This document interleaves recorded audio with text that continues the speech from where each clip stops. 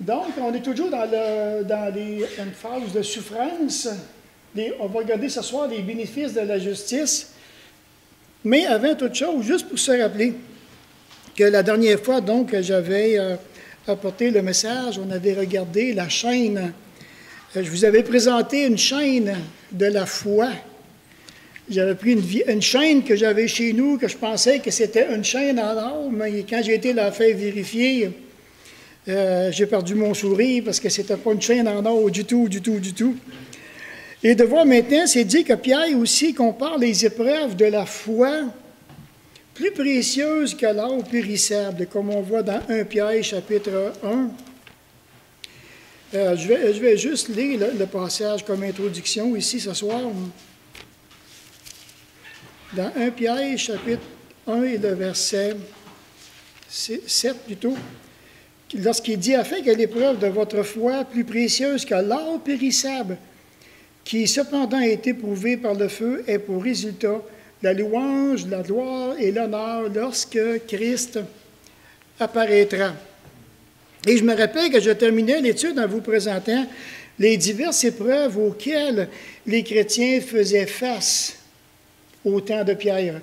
De quoi pouvaient-ils... quelles sont les épreuves auxquelles ils faisaient face? Et j'en ai marqué juste quelques-unes encore ici, juste pour nous les rappeler. Donc, les diverses épreuves. Il y a les diverses épreuves, comme on voit dans le chapitre 1, le verset 6. Je vais passer rapidement. Il y a les calomnies aussi, auxquelles les chrétiens faisaient face. Il y avait aussi le mal qui vous est fait. Et il y a des chrétiens qui nous font du mal aussi. Il y a des gens de l'extérieur qui nous font du mal. Et de voir que Pierre est en train de dire, oui, ça fait partie des diverses épreuves, ou bien maintenant les injures auxquelles les chrétiens de l'époque étaient soumis. Il y avait aussi comme deuxième point, donc, les médisances. Et ça, les médisances, j'aurais pensé, moi, que ça serait éteint au premier siècle, mais malheureusement, ça ne s'est pas éteint. On est rendu 2000 ans plus tard, puis je pense que les médisances, on dirait qu'ils font partie de notre culture. Je ne sais pas, là, mais il reste que les médisances peuvent nous amener, nous plonger dans des souffrances aussi. Il peut y avoir des insultes, des reproches. Il y a aussi donc des souffrances qu'on évalue comme injustes, surtout lorsqu'on est en train de faire des choses qui sont vraiment bien, qui sont justes, ce que les chrétiens faisaient de l'époque. Aussi dans 3, 4, 2, OK, parce que je veux vraiment suivre en arrière, là. Donc, ce qu'ils font est juste dans 1 Pierre 2, le verset 20. Alors maintenant qu'il y avait des commentaires qui se passaient, des médisances qui se disaient sur le dos des chrétiens et qui devaient maintenant gérer toute cette situation-là. Il y avait aussi donc des souffrances parce qu'ils font ce qui est juste exactement. Ensuite, on voit dans 1 Pierre 4, 16 de ne pas avoir honte maintenant parce ils portent le nom de chrétiens. Gérer toute cette situation. En plus, un petit peu plus bas dans le chapitre aussi 4 et le verset 19, parce qu'ils font la volonté de Dieu. Alors, ces chrétiens-là, parce qu'ils font la volonté de Dieu maintenant, ils sont dans l'opposition. Et aussi, il y a les autorités injustes, donc, qui infligent des souffrances. On pense aussi dans 1 Pierre 3, le verset 7, donc, à considérer les épouses comme une nature plus délicate. Puis il y a aussi donc les maîtres de l'époque qui infligeaient des souffrances aux chrétiens. Et je terminais aussi par cette première conclusion, à savoir maintenant, si nous sommes, j'ai essayé cette couleur-là, je ne sais pas si ça a l'air, là. Est-ce que vous voyez bien, parce que je m'en vais changer des couleurs la prochaine fois? On peut en former une lumière ici, là. Je m'en vais juste aller voir ça. Moi, je n'ai pas besoin, là.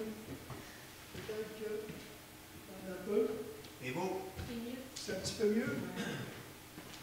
Et maintenant, j'avais fait l'application. Sommes-nous tiraillés entre l'argent et la foi? Comme il dit ici, dans 1 Pierre 1, le verset 7, hein, que les épreuves de notre foi, plus précieuses que l'or périssable. J'ai un choix à faire. J'ai un choix à considérer. Est-ce que je considère plus l'argent que la foi ou bien la foi que l'argent? Et j'avais terminé aussi, donc, les maillons de la chaîne de notre foi ne se désagrégeront jamais et ne perdront jamais leur valeur ni leur saveur. Si nous persévérons à travers les souffrances, au fond, et à travers les épreuves que Dieu a permis dans nos vies personnelles. Juste qu'il faut comprendre que tout ce qui peut nous arriver en tant que souffrance, en tant qu'épreuve, croyons-le ou non, Dieu le sait. Dieu a donné le OK. Et maintenant, on doit y faire face. De quelle façon que maintenant nous allons y faire face? Qu'est-ce que Dieu veut nous apprendre à travers l'épreuve? Comment devons-nous nous comporter à travers l'épreuve, à travers la souffrance, à travers les obstacles? Que ce soit juste, que ce soit injuste, comme on a vu tantôt avec les diverses épreuves qui nous sont mentionnées juste dans 1 Pierre, dans les 5 premiers chapitres. Maintenant, on va regarder concernant les bénéfices de la justice. Et là, je me suis arrêté à ça, le mot bénéfice. Le mot bénéfice vous fait penser à quoi? Bénéfice. Bénédiction. Récompense. Un salaire, quelque chose qu'on retient. Et je pensais, bon, on parle aussi des synonymes, on parle de faveur, on parle de grâce, on parle de privilège. Et là, je me suis rappelé quelque chose il y a quelques années. Je participais dans une pastorale. J'étais à Québec, puis je ne me rappelle vraiment plus dans quel cadre que c'était. Puis, quand c'est venu le temps, sur l'heure du dîner, on est parti pour aller dîner au restaurant. Puis là, on est arrivé à un 4 stop. OK? Et mais, ce que vous trouvez bizarre, c'est que le pasteur qui était devant moi, il aurait été 30 pieds avant le coin de la rue. 30 pieds, le stop était là. Ben alors lui, il fait le stop. J'ai dit à mon époux, je dis, pourquoi il n'arrête pas au coin de la rue? Pourquoi il n'arrête pas 30 pieds en avant? Ça n'a pas de bon sens. Alors quand il a fait son stop, il a arrêté, puis il est parti. Mais quand il est parti, il a pesé sous le gaz, mais de l'autre côté, il y avait des polices. Alors pour eux autres, c'est impossible que le gars qui ait arrêté. C'est impossible parce que, rendu dans les 30 pieds, il avait déjà accéléré beaucoup. Les polices s'en vont le chercher. Colle l'étiquette. Je pense que c'était de 100 quelques dollars. Ça fait que là, mais pendant le temps qu'on était en train de dîner, ce pasteur-là, il dit, y a-tu quelqu'un, il dit, qui me suivait, il dit, sur telle rue, il dit, quand j'ai arrêté? Moi, je lève la main, j'étais carrément derrière lui. Il dit, Michel, il dit, sois franc, est-ce que j'ai arrêté ou bien j'ai pas arrêté? Ben oui, je lui ai dit, t'as arrêté? Je l'ai dit à mon épouse. Comment ça fait qu'il arrête 30 pieds en avant? On était en cours avec ça, parce qu'il a contesté l'étiquette. Et puis, comme on a dit au juge, il y avait un énorme banc de neige. Mais effectivement, le stop était à 30 pieds avant le coin de rue. Moi, je n'avais jamais vu ça. Jamais vu ça. Et finalement, mais c'est certain que l'étiquette, il ne l'a pas payé. Il était vraiment content de voir qu'il y avait un témoin ici proche. Mais effectivement, il avait arrêté. Et là, maintenant, c'est là que j'ai vu comment est-ce que ce frère a profité d'un bénéfice, de droit, de privilège que la loi a accordé à quelqu'un. Un beau privilège de droit par rapport qu'il n'a pas payé l'étiquette. Oui. À propos de ticket, ça fait plusieurs années de ça. Je sortais de la ville de Québec pour poigner les packs de rentiers. J'avais 10 pouces, pour aller sur du bleu et sur du carré. Il m'a mon rôle d'associé de tout. Il dit ça, il donne un ticket. Je prends le ticket, je le déchire.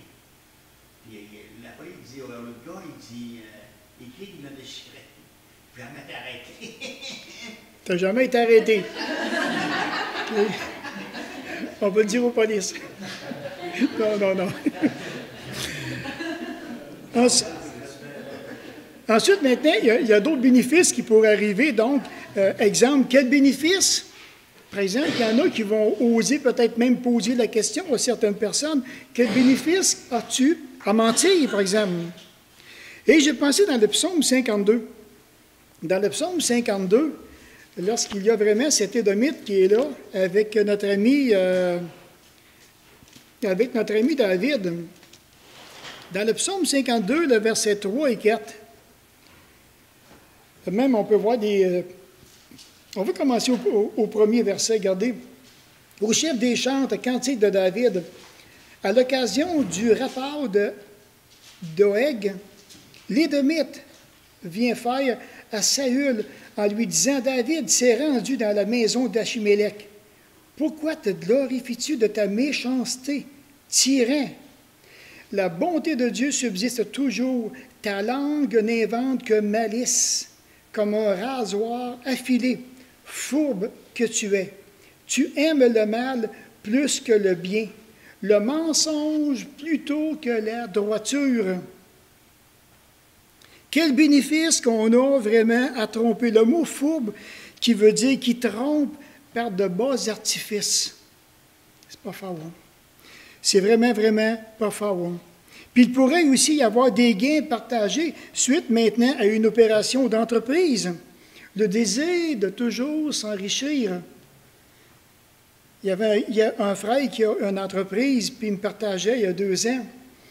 Il était dans la trentaine à l'époque, puis il travaillait comme un malade. Il dit, Michel, puis il me l'a confessé personnellement, il dit, Michel, il dit, mon désir, je voulais venir riche. Il dit riche, très jeune pour être capable de prendre ma pension, très jeune. Puis il s'est rendu compte comment est-ce que c'était de la foutaise. Il dit, je me suis tellement fatigué, je me suis tellement épuisé à chercher, à vouloir toujours m'enrichir. Il y a aussi donc les impôts sur les bénéfices. Et ça, c'est moins drôle. Quand on parle des impôts sur le bénéfice, on sait déjà que ça va venir très bientôt, dans 3 ou bien dans 4 mois. Et ça va être notre tour maintenant de payer nos impôts sur les bénéfices. Puis il y a toujours aussi le côté avare de certaines personnes qui désirent encore de plus en plus qui ont la main longue pour aller chercher des bénéfices. Alors imaginez maintenant les gens qui consacrent des heures à chercher constamment comment faire des bénéfices. Des centaines de personnes passent des heures à faire uniquement à ça. Mais heureusement qu'il n'y a pas seulement que des bénéfices négatifs. Il y a heureusement aussi des bons côtés. Le chrétien a des avantages qui sont vraiment merveilleux. Des avantages qui sont même très savoureux. La parole nous présente des beaux bénéfices spirituels qui sont cependant beaucoup plus précieux que l'or et l'argent. Si on prend dans Romains chapitre 5 et le verset 3 et 4,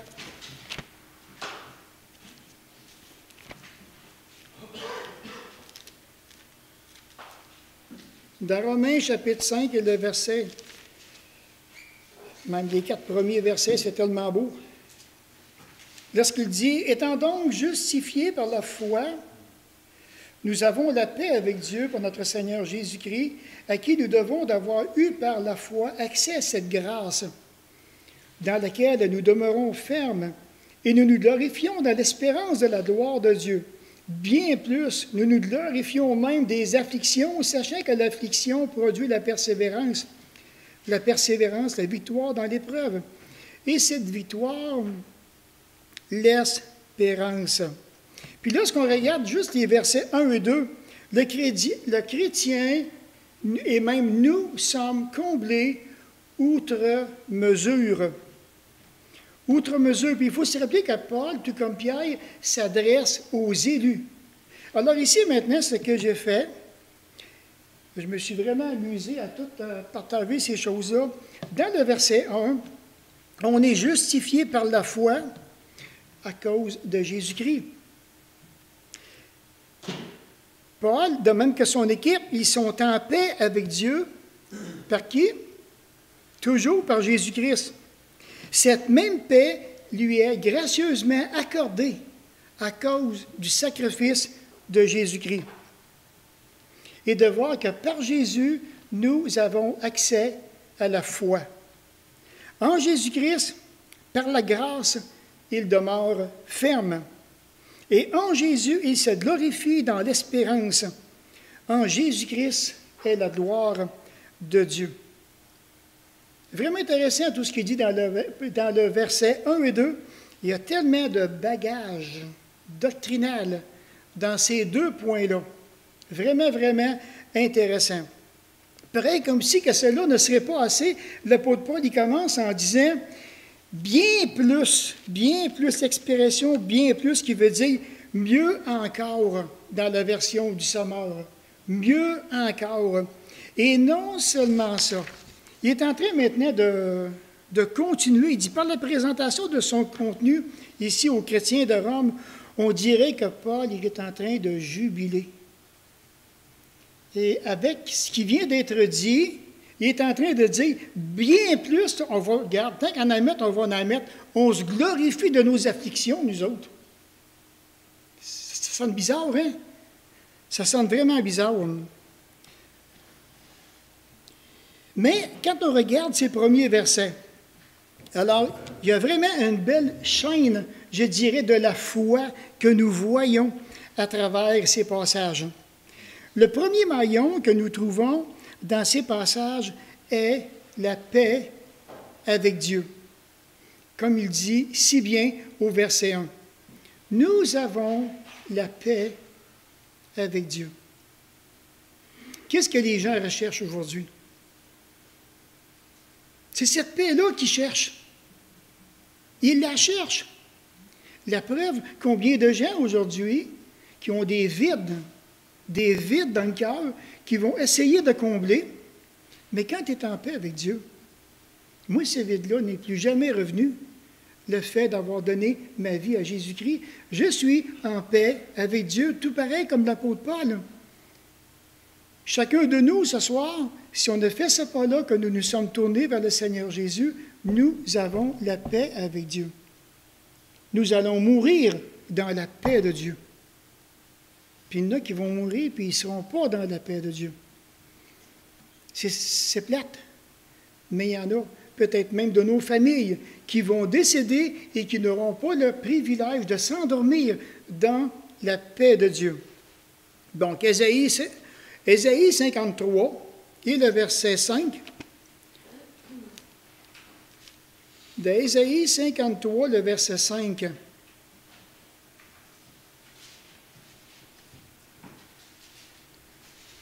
Il dit ceci. Mais il était blessé pour nos péchés, brisé pour nos iniquités. Transpercé, il a été écrasé complètement. Le châtiment qui nous donne la paix est tombé sur lui. Et c'est par ses meurtrissures que nous sommes guéris. Mais le châtiment qui nous donne la paix, c'est tombé sur le dos de Jésus-Christ. C'est pour ça qu'on peut avoir la paix. Parce que Dieu a tout mis sur le dos de Jésus-Christ. Un autre passage similaire dans Acte 10 et le verset 36.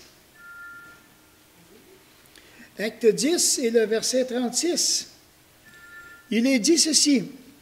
Il a envoyé la parole aux fils d'Israël en leur annonçant la paix par Jésus-Christ qui est le Seigneur de tous, le Seigneur d'amour. Et de voir que cette paix-là, comme il est écrit, elle est venue par Jésus-Christ. Si le Seigneur Jésus ne serait pas venu, est-ce que vraiment qu'on aurait pu goûter à la paix que nous goûtons aujourd'hui? La paix du cœur? Je ne suis pas certain. Je ne suis pas certain. J'ai bien plus l'impression que nous serions restés dans nos anxiétés, dans nos angoisses. On aurait cherché par tous les moyens cette paix que nous avons et de voir que cette paix-là, elle est en Jésus. Le deuxième maillon que nous voyons maintenant dans Romains 5, alors comme il est dit, il demeure ferme dans la grâce de Dieu. C'est intéressant. Donc, à qui nous devons d'avoir eu par la foi accès à cette grâce.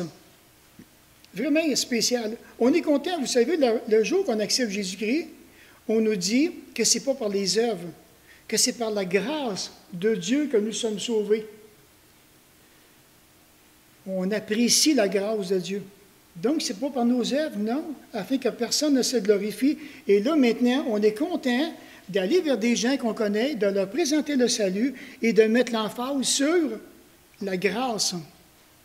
Parce qu'on a accès à cette grâce-là. Et cette grâce-là, elle était en Jésus-Christ.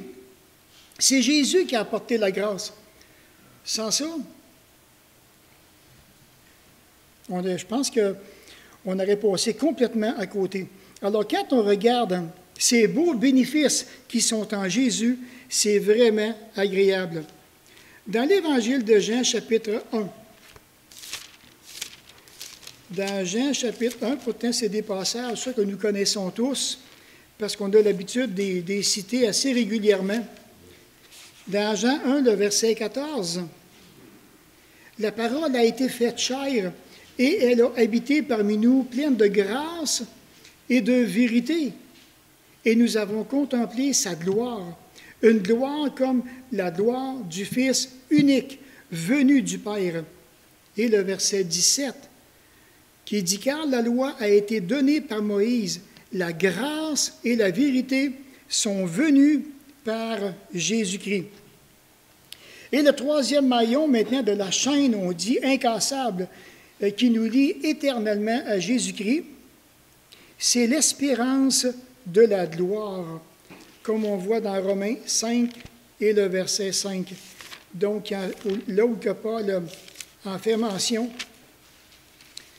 il dit « Or, l'espérance ne trompe point, parce que l'amour de Dieu est répandu dans nos cœurs par le Saint-Esprit qu'il nous a donné. » Dans Jean 17 et le verset 5, il est dit « Père, glorifie-moi auprès de toi-même de la gloire que j'avais auprès de toi avant que le monde soit. » Cette gloire-là, un jour, va être vraiment évidente. Lorsque nos corps mortels vont revêtir l'immortalité et lorsque maintenant qu'on va paraître dans la gloire de Dieu. Quel beau bénéfice, au fond, qui entoure le chrétien. Et Paul fait éloge de tout un transport ici d'allégresse. J'ai l'impression qu'il fait preuve d'un zèle, un zèle excessif.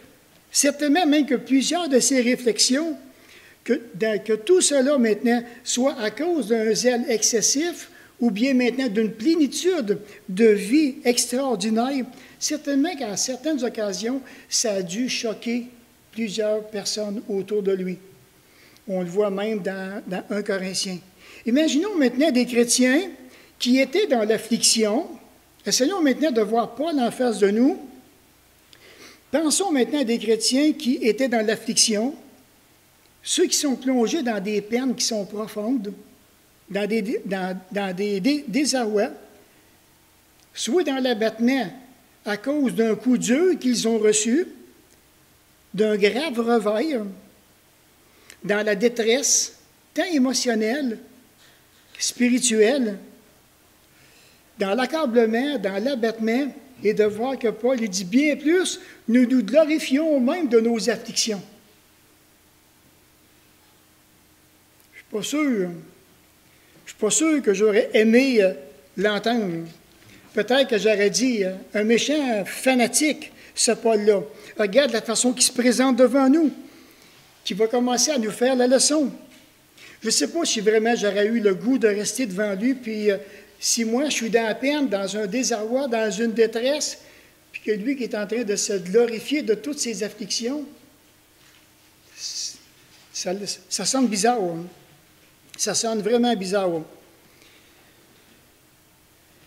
Ceux qui sont fidèles à Dieu ne manqueront jamais de subir des précieuses pressions, des pressions de la part de l'ennemi, des pressions de la part du monde. Beaucoup de chrétiens qui veulent demeurer fidèles à Dieu auront un prix à payer. Ils ont payé un prix et plusieurs aujourd'hui encore en paient le prix très cher. Dans 2 Timothée 3,12, il est dit que celui qui veut vivre pieusement en Jésus-Christ seront persécutés. Et de voir qu'il y a des chrétiens qui vont subir des mauvais traitements. Mais on doit comprendre que ce n'est pas tous les chrétiens qui vont subir des mauvais traitements. On pourrait être 10 personnes très, très pieuses, puis il n'y en a peut-être rien qu'une qui va payer le prix. Et ça, je ne peux pas expliquer pourquoi. On peut penser, par exemple, lorsqu'il y avait des chrétiens qui ont été emprisonnés. Paul, au tout début, dans le livre des Actes, lui-même, il était en rage contre l'Église. Il ravageait les hommes, les femmes pour les mettre en prison. Ceux qui étaient torturés. Et là, je me suis rappelé un livre que j'avais lu à un moment donné des chrétiens qui sont en Russie, qui sont couchés sur une table comme ça, et que maintenant, ils prennent des masses de robeurs puis ils les fessent en dessous des pieds pour qu'ils puissent renier Jésus-Christ. Et ça, on dit que ça va jusqu'à dans le corps, hein? Quand on fesse en dessous des pieds, que c'est très, très, vraiment spécial. On peut penser même aux chrétiens de la Chine, qui, eux autres aussi, dans des pays communistes, qui payent le prix des chrétiens à l'heure actuelle. On peut penser à Étienne, qui a été martyrisé dans Acte 8, qui a été lapidé. Tout croyant doit s'attendre à l'opposition du monde. La preuve est là, on va sortir à soir, on va aller parmi les gens, là, on va en avoir de l'opposition.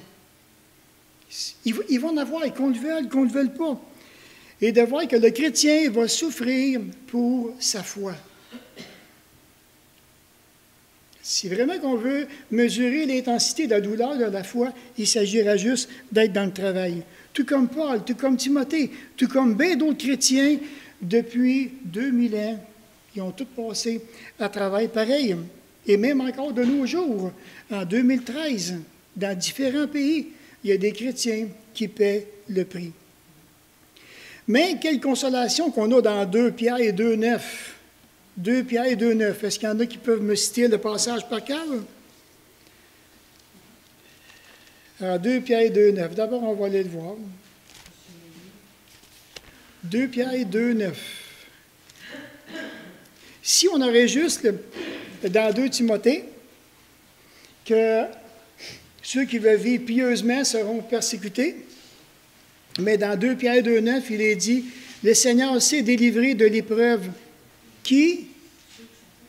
Les hommes pieux, et réserver les injustes pour être punis au jour du jugement. Mais le Seigneur sait délivrer de l'épreuve les hommes pieux. » Et ça, il ne faut pas l'oublier, ce verset-là. C'est vraiment une belle promesse. Maintenant, l'affliction produit la persévérance.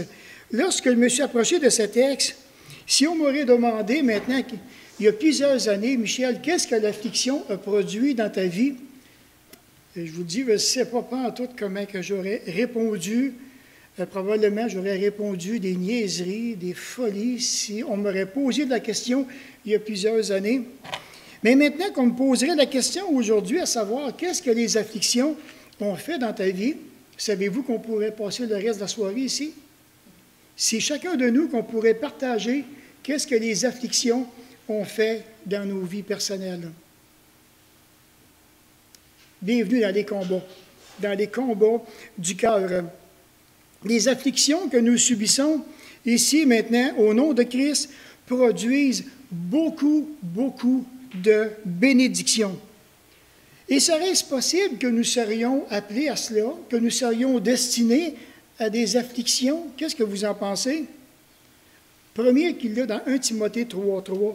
Est-ce que vous pourriez le lire, s'il vous plaît? 1 Thessaloniciens 3,3, excusez.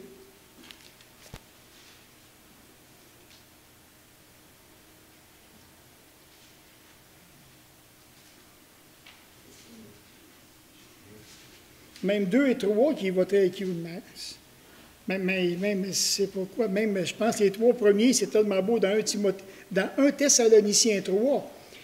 Il dit, c'est pourquoi, impatients que nous étions, et nous décidant à rester seuls à Athènes, nous envoyâmes Timothée, notre frère ministre de Dieu, dans l'Évangile de Christ, pour vous affermir et vous exhorter au sujet de votre foi, afin que personne ne soit ébranlé au milieu de quoi? Des afflictions présentes. Car vous savez vous-même que nous sommes destinés à cela. C'est quelque chose, là. C'est profond, ce passage-là, dans 1 Thessaloniciens 3 et le verset 3, qu'on est destiné à faire face à toutes sortes d'afflictions qui vont nous arriver, qu'on le veuille, qu'on ne le veuille pas.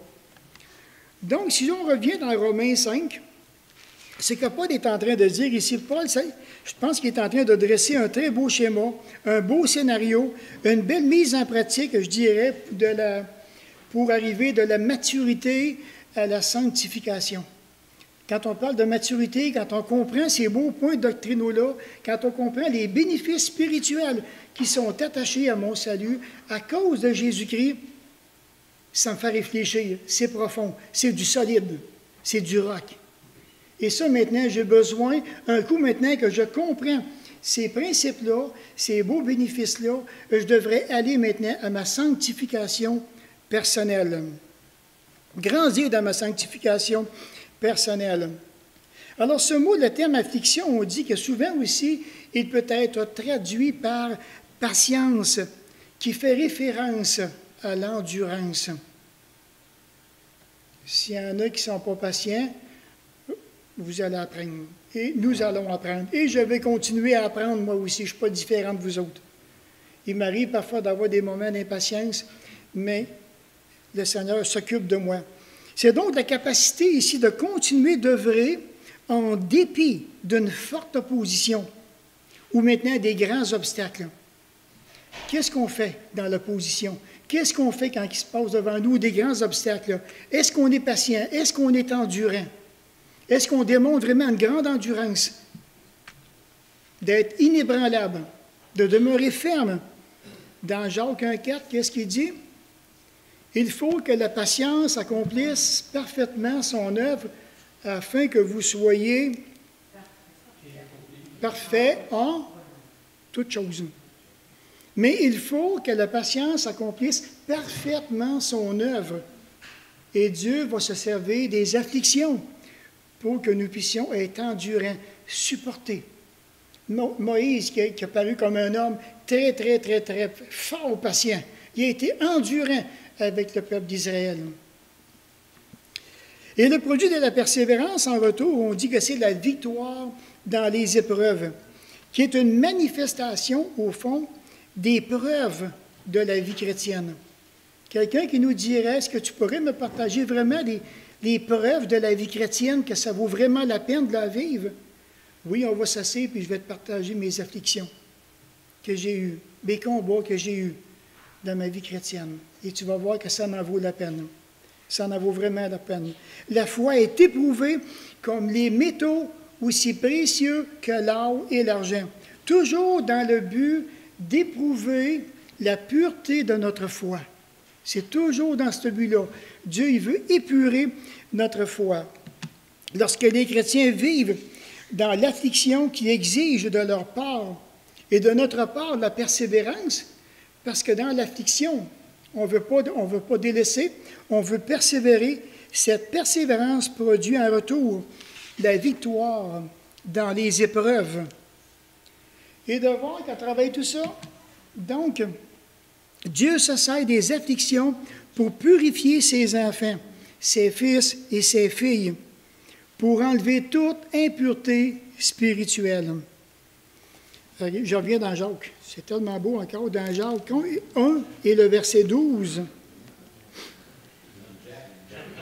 Ah oui, j'ai marqué Jack. Jack 1 et le verset 12 qui dit « Heureux l'homme qui supporte patiemment la tentation ou bien l'épreuve, car après avoir été éprouvé, il recevra la couronne de vie que le Seigneur a promise à ceux qui l'aiment. » Heureusement, l'épreuve ne dure pas définiment. Dieu s'est délivré de l'épreuve des hommes pieux. Il y a une couronne de vie que Dieu promet envers ceux qui vont résister résister fermement, qui sont endurants, pareil comme si on tirait un poignet. Là. On va résister fort le plus possible, mais au niveau de la tentation, au niveau des épreuves, au niveau de tous les obstacles qui peuvent se présenter, on est appelé à résister, pareil comme une barre de fer. Pas bouger de là, puis continuer à avancer, tout en gardant les yeux du cœur sur le Seigneur Jésus, sachant que lui seul peut me venir en aide. Lui seul va m'équiper. J'ai besoin de sa grâce. J'ai besoin de décharger mon fardeau sur lui quand ça devient trop lourd, quand le combat devient trop intense sur le plan spirituel. Combien de fois ça m'arrive d'envoyer Jésus répondre à la porte de mon cœur. Seigneur va répondre, ça n'a pas de bon sens. Présente-toi, j'ai besoin maintenant que tu puisses y aller. Et c'est encore notre Père céleste qui fait croître, qui fait fortifier, dans le fond, notre espérance de la gloire de Dieu. C'est encore le Père céleste qui planifie toutes ces choses. Il fait cela par le moyen des afflictions. Il va le faire par le moyen de la persévérance et de la victoire dans les épreuves. Trois choses par lesquelles il va fortifier notre espérance de la gloire de Dieu, les afflictions, la persévérance et la victoire dans les épreuves. Et tout ça, si on revient dans Romains 5, il dit une phrase qui est vraiment belle, que j'aime beaucoup. La première phrase du verset 5, qu'est-ce qu'il dit? La première phrase, dans Romains 5, le verset 5, la première phrase. Étant donc justifiés par la foi, nous avons la paix avec Dieu. Dans Romains 5?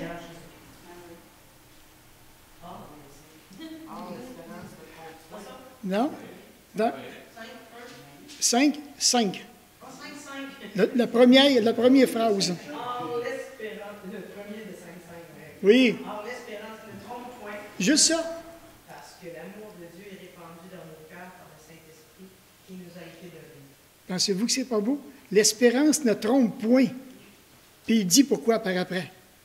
C'est extraordinaire. Hein? L'espérance ne trompe point. Maintenant, plus que les croyants recherchent la sainteté, plus qu'ils seront persécutés, peut-être même parfois troublés. Et la plus grande espérance sera vraiment le fait qu'ils vont voir Dieu les soutenir de plus en plus dans les combats les plus difficiles même de leur vie personnelle. J'ai goûté à ça. J'ai goûté à ça. Quand j'ai passé par le cancer, je vous dirais, à travers toutes les épreuves de ma vie chrétienne, en tout cas, pour l'instant, là, ce qui me vient à l'esprit, je ne me suis jamais senti soutenu aussi solidement par Dieu dans cette période-là qu'à travers toutes les périodes de ma vie. Peut-être parce que j'arrivais à un point culminant dans ma vie personnelle, mais c'est tellement agréable de se sentir soutenu puissamment par la main de Dieu. C'est tel, regarde, je le souhaiterais à qui que ce soit, puis je le revivrai encore. Je le revivrai encore. Mais c'est là que je vois comment est-ce que c'est tellement important. Mon Père veut me soutenir. Mais Seigneur, soutiens-moi, même si je pèse 200 livres, soutiens-moi. J'ai besoin que tu me soutiennes au plus profond de ta main. Moi, j'ai besoin d'être soutenu par Dieu. En terminant, conclusion, est-ce que vraiment qu'on apprécie la grâce que notre Dieu manifeste à l'égard de chacun de nous? Grâce infinie, hein? On chante, hein? C'est quoi donc? Grâce infinie de notre Dieu. On trouve ça tellement beau. Mais cette grâce-là, il l'a manifestée pas seulement à notre salut, il la manifeste encore aujourd'hui, cette grâce-là. C'est grâce à lui si on est encore là ce soir. C'est sa grâce qui nous soutient. C'est sa grâce qui nous fortifie, sa grâce qui nous encourage. Et sommes-nous vraiment reconnaissants envers les beaux bénéfices spirituels que Dieu nous a donnés? Parce qu'il nous a donné un paquet de beaux bénéfices qui sont là. On en a vu quelques-uns ce soir et je voulais le survoler. Mais comment est-ce que c'est encourageant lorsqu'on passe par des afflictions de se rappeler et de se remettre totalement entre les mains de notre bon Père Céleste. N'hésitons pas à se remettre entre ses mains et s'attendre à lui, jour après jour. Compter uniquement sur lui, jour après jour. S'accoter comme on va s'accoter sur le bord d'un mur puis qu'on ne bougera pas. Arriver, puis le prendre par les épaules, puis garde, je vais rester attaché. Seigneur, donne-moi juste la joie de reprendre mon souffle. Je suis fatigué. Restez accroché là. Ô Seigneur Jésus. On va se courber dans un mot de prière. Manifester ma reconnaissance profonde pour la grâce que tu nous as apportée. Merci pour ces beaux bénéfices spirituels. Merci parce que nous sommes tes élus, parce que nous sommes tes enfants, et de voir que tu es en train de faire un chef-d'œuvre de notre vie. Tu es en train de construire ce que tu as de plus précieux à tes yeux. Tu es en train de construire Jésus dans nos vies. Ô Père, merci pour ta patience. Puis merci parce que même à travers les afflictions, tout est tellement sur mesure, et de voir que tu n'envoies rien que nous ne pourrons jamais supporter, parce que tu es trop fidèle. Et vraiment, Père, nous voulons nous reposer sur toi. Merci de garder nos cœurs et nos pensées en celui que tu appelles si affectueusement ton bien-aimé, car c'est en lui que je te prie et pour sa gloire. Amen.